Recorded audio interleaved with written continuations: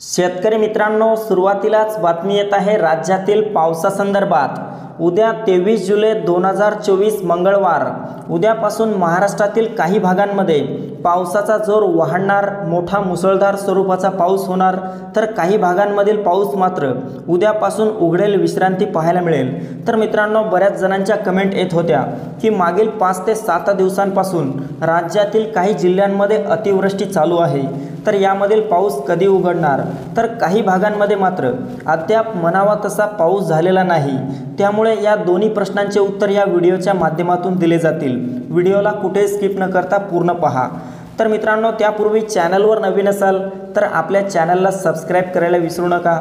आपण या ठिकाणी पाहू शकता, उद्याच्या दरम्यान विदर्भातील अकोला, अमरावती, नागपूर, चंद्रपूर, गडचिरोली, गोंदिया, भंडारा, यवतमाळ, वर्धा, वाशिम, बुलढाणा एकंदरीत सर्वच विदर्भामध्ये मोठा वादळी वाऱ्यासह आणि विजांच्या कडकडाटासह भयंकर स्वरूपाचा पाऊस झालेला पाहायला मिळेल। उत्तर महाराष्ट्र आणि कोकणात देखील पावसाचे येलो आणि रेड अलर्ट देण्यात आलेले आहेत।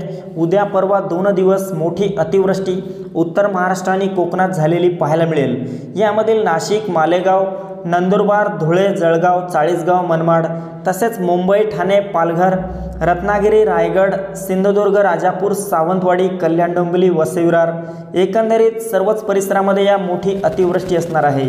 मित्रांनो, मराठवाड्यात पाहायचे झाले तर छत्रपती संभाजीनगर, जालना, हिंगोली, परभणी, नांदेड, बीड, लातूर, धाराशिव आणि मध्य महाराष्ट्रातील सोलापूरच्या परिसरामध्ये उद्या दुपारनंतर आणि रात्रीपर्यंत मोठा जोरदार पाऊस होणार आहे।